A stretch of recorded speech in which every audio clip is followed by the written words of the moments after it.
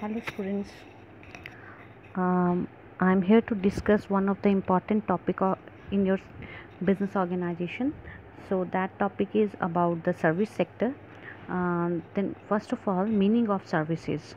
So meaning of services is very clear. It is an economic activity whose output is not in a physical product. Means कि ये एक ऐसी economic आर्थिक क्रिया है जिसका जो आउटपुट है, जिसका जो रिज़ल्ट है वो कोई भौतिक उत्पाद नहीं होता।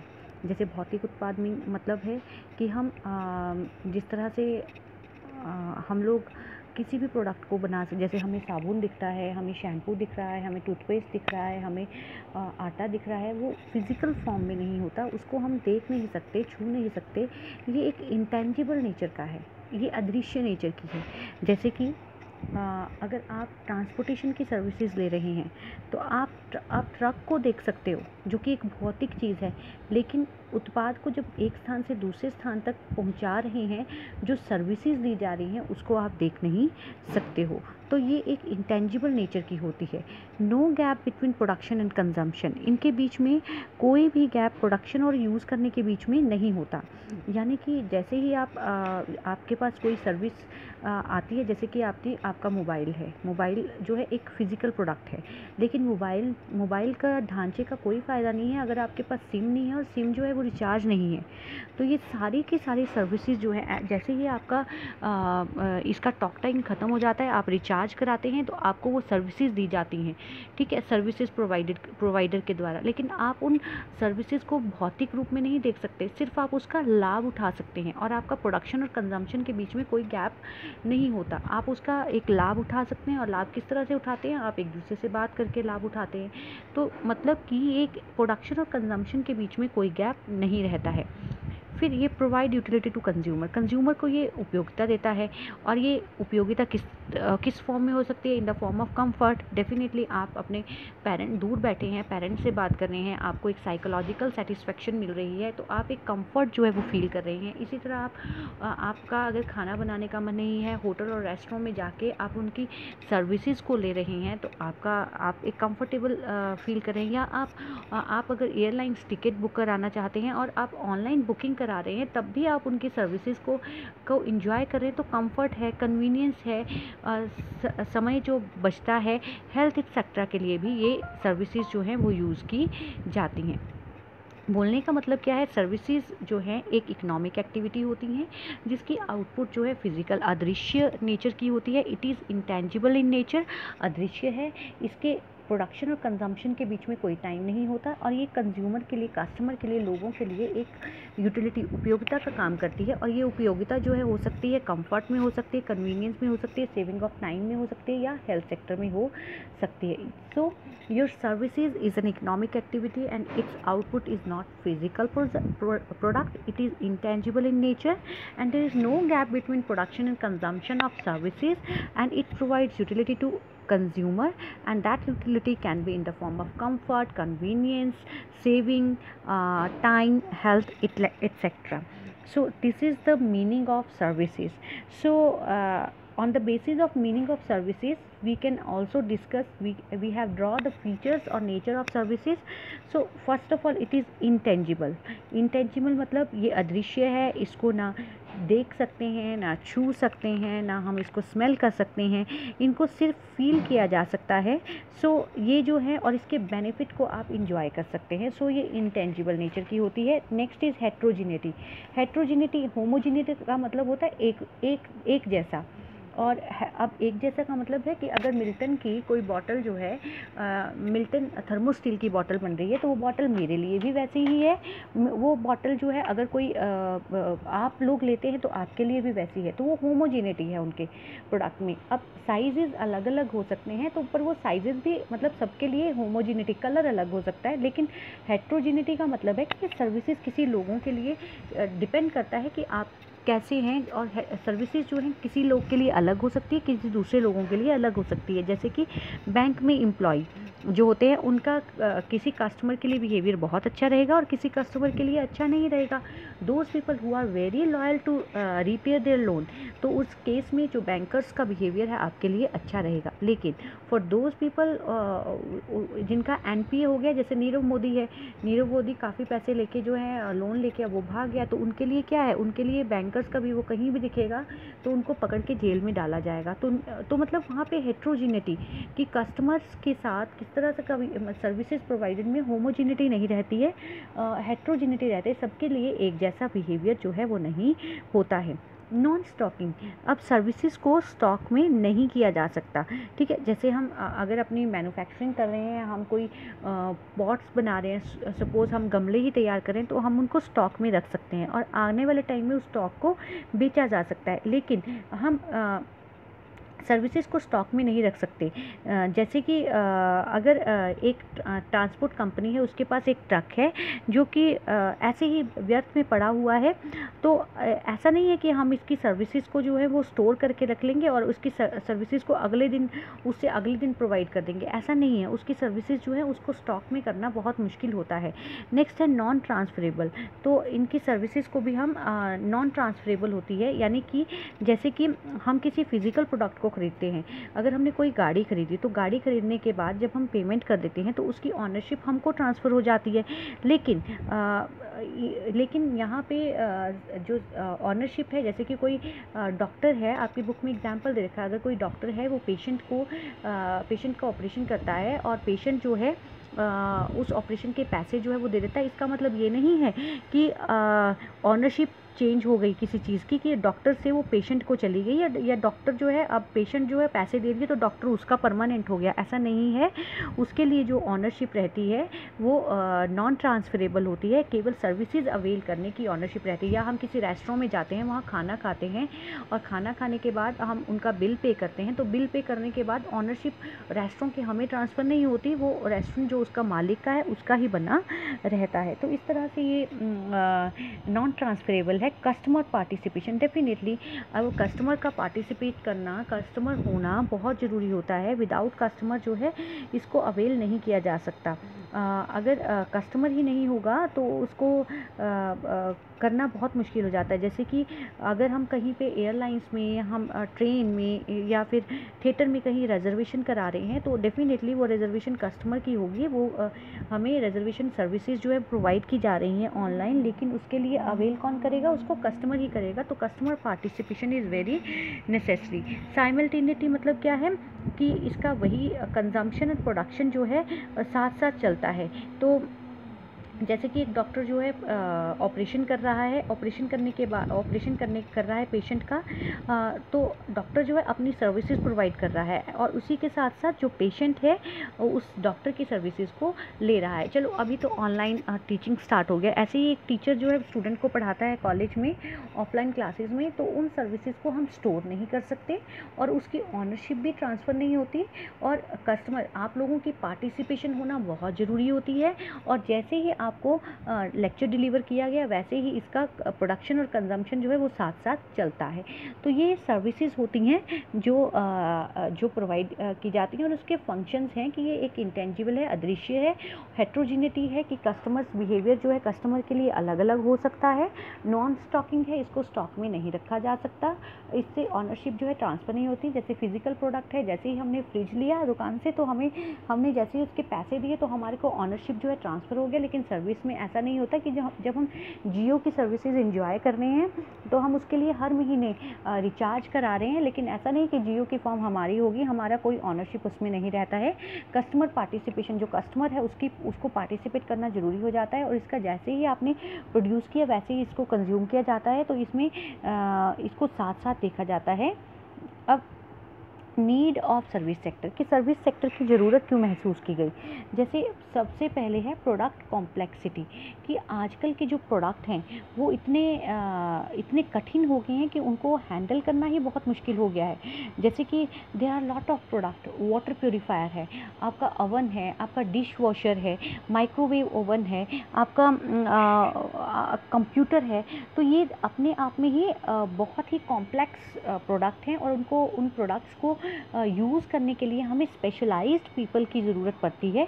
तो अब जैसे हम एक डेस्कटॉप को ले लेते हैं, ठीक है, और चलाना, उसको यूज़ करना एक अलग चीज़ है, लेकिन जब उसकी हार्डवेयर की बात आती है तो हमें हार्डवेयर जैसे ही उसमें कोई प्रॉब्लम आती है तो हमें उसको एक्सपर्ट को बुलाना ही पड़ता है ताकि वो उस हार्डवेयर को ठीक कर सके। या हमारे पास वाटर प्योरीफायर है, अगर हम वाटर प्योरीफायर की बात करें तो जब तक वो चल रहा है तब तक ठीक है, लेकिन जैसे ही उसमें कोई प्रॉब्लम आ जाती है, कोई शॉर्ट सर्किट हो जाता है तो हमें पता नहीं लगता, क्योंकि we people are not well aware about that products, तो हमें उनको कॉल करना पड़ता है और वो सर्विस प्रोवाइड करने के लिए आ जाते हैं। तो ड्यू टू प्रोडक्ट कॉम्प्लेक्सिटीज़ की, प्रोडक्ट जो हैं वो बहुत कॉम्प्लेक्स नेचर के हो गए हैं, डिफरेंट नेचर के हो गए हैं, तो इसलिए इसकी सर्विस सेक्टर की ज़रूरत पड़ रही है। इंक्रीज़ इन लेज़र टाइम, आजकल लोगों के पास बहुत समय हो गया है, तो इस कारण से भी लोग जो हैं सर्विस सेक्टर की ज़रूरत महसूस करें। अब किस तरीके से हो गया है, मतलब लोग जो हैं, जैसे फॉरेन में क्या है, 5 डेज़ वीक रहता है, तो सैटरडे संडे ऑफ है, तो वो जमकर 5 दिन काम करते हैं, और काम करने के एंड में फ्राइडे की शाम को वो बैठ के अपने देखते हैं कि कहाँ हमने घूमने जाना है। अब घूमने जाने के लिए ऐसे नहीं उठ के चले जाते हैं, वो लोग क्या करते हैं, पहले ही बुकिंग कराते हैं, जैसे ट्रैवल एजेंसीज़ के थ्रू, टूर ऑपरेटर के थ्रू, रेस्टोरों में, होटल्स में, रिजॉर्ट्स में वो अपनी बुकिंग कराते हैं, क्योंकि उनके पास 2 दिन का टाइम है और 2 दिन वो बाहर स्पेंड करके आते हैं। तो इस तरीके से लोगों के पास अब टाइम है, उस टाइम को यूटिलाइज़ करने के लिए, अपने आप को रिफ्रेश करने के लिए वो क्या करते हैं, सर्विस सेक्टर का सहारा लेते हैं। इंक्रीज़ इन इनकम लेवल, अब लोगों की इनकम जो है वो भी बढ़ी है, लोग जो हैं वो अमीर हो गए हैं, और अमीर होने के साथ साथ ही वो डिफरेंट सर्विसेज की डिमांड करने लग पड़े हैं, जैसे होटल की, रेस्टोरेंट की, एंटरटेनमेंट की। अगर आप देखें तो आप चाहते हैं कि हर जगह हमें मॉल्स मिल जाएं, जहाँ पे जाके हम आराम से अपना जो फटीग है, जो थकावट है, उसको दूर कर सकें। इसके साथ साथ ही अब लोगों की जैसे कि बड़े बड़े शहरों में अब लोग, हमारे यहाँ तो छोटी सी बात है, छोटा हिमाचल प्रदेश में तो हम लोग खुद ही अपनी वेडिंग जो है वो सेट कर लेते हैं कि अभी ये होगा, अभी मेहंदी होगी, अभी। लेकिन बड़े बड़े शहरों में इवेंट मैनेजर्स हैं, और वो इवेंट मैनेजर्स जो हैं उनको वो ऐसी सर्विसेज प्रोवाइड करते हैं, you just have to pay them money, उनको पैसा देना है। उसके बाद हर चीज़, everything will be decided by them, कि मेहंदी कहाँ होगी, कब होगी, किस टाइम होगी, कौन कौन उसमें लिस्ट जो है वो गेस्ट की आपसे मांगेंगे।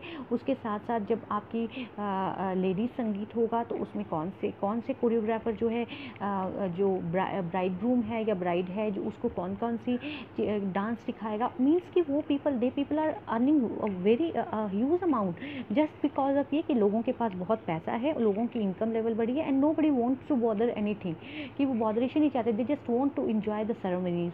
That's why they are paying huge amount to the event managers. तो बहुत सी ऐसी चीज़ें, जैसे इंटीरियर डिज़ाइनर्स हैं, उनकी आजकल इस इंटीरियर डिज़ाइनिंग में बहुत से कोर्सेज हो रहे हैं कि आप अपने घर को कैसे डेकोरेट कर सकते हैं। उसके लिए, घर को डेकोरेट करने के लिए अब आपको अपना दिमाग लगाने की ज़रूरत नहीं है, आपको इंटीरियर डिज़ाइनर के पास जाना है, and people will tell you, वो आपके घर को देखेंगे और डिसाइड करेंगे कि यहाँ पे कौन सी पेंटिंग होनी चाहिए, यहाँ पे कौन सा सामान रखा जाना चाहिए, यहाँ किस तरह से आप पॉट्स को रखेंगे। मीन्स कि lot of services are provided by these people, and वो, और इन सब चीज़ों को केवल वही लोग इंजॉय कर पाते हैं जब जिनकी बहुत इनकम होती है। तो इंक्रीज़ इन इनकम, लोगों की इनकम बढ़ने के साथ साथ जो है सर्विसेज सेक्टर जो है ज़्यादा इम्प्रूव हुआ है। इसके साथ साथ increase in number of working women, की आजकल जो औरतें हैं, जो नारी सशक्तिकरण की तरफ हमारा देश बढ़ रहा है, तो अब जो हर एक फील्ड में लेडीज़ जो हैं वो जा रही हैं। कल के न्यूज़पेपर में अगर आपने 22 सितंबर का न्यूज़पेपर पढ़ा हो तो आपने देखा होगा कि लेडीज़ जो है नौसेना में भी अपना वो जो एरोप्लेन सा है वो उड़ाएंगी। तो हर एक सेक्टर में जो है वर्किंग वुमेन जा रही हैं, तो उनके पास ये समय नहीं है कि वो हर एक चीज़ को खुद हैंडल कर सकें। तो इसी के लिए जो क्रचीज़ हैं उसकी, डोमेस्टिक सर्वेंट्स की या हाउस कीपर्स की, तो इनकी ज़रूरत जो है महसूस की जा रही है, क्योंकि एक वर्किंग लेडी के लिए मुश्किल है कि घर को खुद मैनेज करना है, तो आपको डोमेस्टिक सर्वेंट्स चाहिए, आपको हाउस कीपर्स चाहिए, या आपके बच्चे अगर छोटे हैं तो उनके लिए क्रच चाहिए। तो इस तरह की सर्विसेज जो है वो ली जा रही हैं। इनफैक्ट अगर समय बढ़ने के साथ साथ अगर ये रोबोट्स जो हैं वो चलन में आएंगे तो definitely it will be a blessing for working women कि वो रोबोट्स में सॉफ्टवेयर को डालें, वो ये काम कर दे, वो काम कर दे, तो वो जल्दी हो जाएगा। तो that is also service provider. और उसमें सपोज़ ऐसा कुछ सिस्टम आता है कि उसको रिचार्ज कराना पड़ेगा 1 महीने बाद, तो वो भी सबको ही करेंगे, क्योंकि जो स्ट्रक्चर ऑफ इनकम है या हमारी सोसाइटी का जो स्ट्रक्चर है वो थोड़ा चेंज हुआ है, इस कारण से सर्विस सेक्टर की ज़्यादा ज़रूरत महसूस हुई है। इसी तरह growth in information and technology, अब प्रौद्योगिकी जो है उसमें तो बहुत ही निखार आया है, बहुत ही ग्रोथ हुई है, तो उसमें ज़रूरत जो है सब चीज़ों की, अब गूगल ऐप है, जूम ऐप है, हम लोग यूज़ कर रहे हैं। क्यों? क्योंकि इंफॉर्मेशन और टेक्नोलॉजी, और जैसे कोरोना टाइम पीरियड आया है तो कोरोना के साथ साथ हमने इन चीज़ों को यूज़ किया है अपनी ऑनलाइन स्टडी के लिए, तो ये सब चीज़ें भी ब्लेसिंग्स जो हैं वो बन रही हैं। इसी तरह जो आपका फ्लिपकार्ट है, अमेज़ॉन है, तो ये भी क्या है, ये आपको चलो प्रोडक्ट भी देते हैं लेकिन ये सर्विस प्रोवाइडर भी हैं। तो इस तरह से एटीएम बूथ है, इंटरनेट कैफ़े है, तो ये सब चीज़ें इंफॉर्मेशन टेक्नोलॉजी जैसे जैसे बढ़ी तो सर्विस सेक्टर की ज़रूरत महसूस हुई। इसी तरह इंक्रीज़ इन कॉम्प्लेक्सिटीज़, मतलब अब लाइफ जो है बहुत कॉम्प्लेक्स हो गई है, लोगों को बहुत से लॉयर्स की, टैक्स कंसल्टेंट की, चार्टर्ड अकाउंटेंट की, आर्किटेक्ट की, प्रॉपर्टी एडवाइज़र की ज़रूरत पड़ती है। तो अब लाइफ जो कॉम्प्लेक्स होने के साथ साथ you don't have enough time to spend on all that things, जैसे कि अब लोगों के पास इतना समय नहीं होता कि वो अपनी जॉब्स को भी मैनेज करें और साथ साथ कंस्ट्रक्शन वर्क भी करें, तो वो कॉन्ट्रैक्टर की सर्विसेज जो है वो लेते हैं और कॉन्ट्रैक्टर को बोलते हैं कि 1-1.5 साल में हमारा घर तैयार कर दीजिए। तो इस तरह से ये काम जो है वो चल रहा है। इंक्रीज़ इन मोबिलिटी, तो लोग जो है एक स्थान से दूसरे स्थान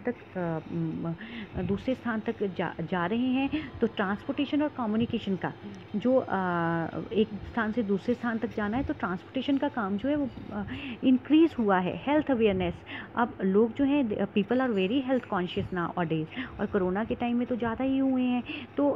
तो इसी कारण से हेल्थ अवेयरनेस के कारण ही डॉक्टर्स की, नर्सिस की, नर्सिंग होम्स, प्राइवेट हॉस्पिटल्स या हेल्थ क्लब्स या योगा सेंटर्स या स्विमिंग सेंटर्स और आजकल जुम्बा डांस क्लासेस, क्योंकि जो लेडीज़ हैं जो थोड़ा हेल्दी हो गई हैं वो they went to Zumba classes, और वहाँ पे जाके वो प्रॉपर एक्सरसाइजेस करते हैं। जुम्बा क्लासेस में भी क्या है, जो डांस इंस्ट्रक्टर है वो अपनी सर्विसेज दे रहा है, और सर्विसेज देने के साथ साथ वो लोगों को डांस सिखा रहा है, ताकि और उससे फिटनेस का भी माहौल जो है वो बनाया जा रहा है। तो हेल्थ अवेयरनेस के कारण भी लोग जो हैं वो सर्विसेज की तरफ अट्रैक्ट हुए हैं। The next one is importance of service sector. Service sector की क्या इम्पॉर्टेंस रही है, तो सबसे पहले तो ये है क्रिएट्स एम्प्लॉयमेंट एवेन्यूज़, कि बहुत से लोगों को इससे आजीविका का ये साधन रहा है। अब आपने फ्लिपकार्ट के बारे में सुना होगा, तो उसको बंसल बंधुओं ने स्टार्ट किया, तो उनके दिमाग में भी क्या आया कि उससे उन्होंने बहुत से लोगों को एम्प्लॉयमेंट दिया, कि आप देखिए कि कहाँ से आप ऑर्डर करते हैं और कहाँ से आपको डिलीवरी बॉय आता है देने के लिए, उसके बीच में कितने चैनल्स हैं जहाँ पे आपके ऑर्डर को लिया जाता है, तो वहाँ कंप्यूटर ऑपरेटर्स भी होते हैं, फिर उन ऑर्डर्स को लेने के बाद सामान को अरेंज किया जाता है, और वहाँ पे भी लोगों को एम्प्लॉयमेंट मिला है। तो इस तरह से बहुत से एम्प्लॉयमेंट एवेन्यूज़, अपॉर्चुनिटीज़ जो हैं वो जनरेट हुई हैं। इसके साथ साथ aids to primary and secondary sector, तो जो प्राइमरी सेक्टर है, और मैंने आपको प्राइमरी सेक्टर पहले ही बताया है कि primary sector is that sector where nature plays an important role, और सेकेंडरी सेक्टर जो होता है जहाँ पे प्राइमरी सेक्टर का रॉ मटेरियल जो है यूज़ किया जाता है। तो इन सेक्टर्स में भी बहुत सर्विस सेक्टर का बहुत इंपॉर्टेंट रोल रहा है, जैसे बैंकिंग है, स्टोरेज है, इंश्योरेंस है, वेयर हाउसेज हैं। तो ये सारी की सारी सर्विसेज जो हैं प्राइमरी और सेकेंडरी सेक्टर को बूस्ट करने के लिए इम्पॉर्टेंट हैं। फिर है aids to comfort and leisure, मैंने आपको पहले ही बताया कि आजकल लोगों के पास टाइम है, उन लोगों के पास पैसा है, तो ये अपने कंफर्ट जोन में, जैसे आपका टूरिज़्म है, होटल्स हैं, एंटरटेनमेंट है, तो यहाँ पे इस तरह की सर्विसेज जो हैं वो ली जा रही हैं। फिर है प्रोविज़न फॉर बेसिक सर्विसेज, तो बहुत सी बेसिक जो डिमांड, जैसे आजकल कोरोना के टाइम में गवर्नमेंट हॉस्पिटल्स जब बंद हो गए, तो फोर्टिस हॉस्पिटल कांगड़ा का बहुत वहाँ पे पेशेंट्स गए। क्यों? क्योंकि जब वहाँ कुछ कहीं पे नहीं है तो कोई डॉक्टर्स नहीं मिल रहे हैं, लेकिन प्राइवेट हॉस्पिटल्स में जो है डॉक्टर्स अवेलेबल थे और आपने वहाँ की सर्विसेज जो थी वो ली। तो बेसिक सर्विसेज के लिए भी जैसे हॉस्पिटल्स हैं, एजुकेशनल इंस्टीट्यूशंस हैं, बहुत से प्राइवेट इंस्टीट्यूशंस जो है खोल रहे हैं, प्राइवेट यूनिवर्सिटीज़ खुल रही हैं, कोर्ट्स हैं, पब्लिक ट्रांसपोर्ट है, टेलीकम्युनिकेशंस हैं, प्राइवेट बैंक्स हैं, प्राइवेट इंश्योरेंस कंपनीज़ हैं। तो ये सभी चीज़ें जो है सर्विसेज प्रोवाइडर होते हैं और बेसिक जो सर्विस सेक्टर है उसको बूस्ट करते हैं कि अगर सभी गवर्नमेंट सेक्टर या कहीं भी कुछ प्रॉब्लम आ जाए तो दूसरी आपके पास खुली है, जहाँ खुले हुए प्लेसेस हैं जहाँ पे जाके आप अपनी उनकी सर्विसेज को एंजॉय कर सकते हैं। इसके साथ साथ इंक्रीज इन एक्सपोर्ट सेक्टर, तो इंक्रीज इन एक्सपोर्ट का मतलब है बहुत सी सर्विसेज जो हैं इंडिया जो है एक्सपोर्ट कर रहा है। जैसे कि वर्ल्ड में 6th प्लेस पे है इंडिया अपनी आईटी सेक्टर्स के लिए। आईटी के जो प्रोफेशनल्स हैं, बहुत से हमारे प्रोफेशनल्स जैसे अमेरिका या न्यूयॉर्क में बहुत बसे हुए हैं, तो वो वहाँ पे जाके अपनी सर्विसेज को प्रोवाइड कर रहे हैं। इससे हमारी इंडिया की इमेज भी जो है वो ज़्यादा स्ट्रांग होती है। तो that is importance of service sector. अब growth of service sector in India, कि इंडिया में सर्विस सेक्टर की ग्रोथ किस तरह से हुई है। तो increasing share in GDP, gross domestic product. और ग्रॉस डोमेस्टिक प्रोडक्ट क्या होता है?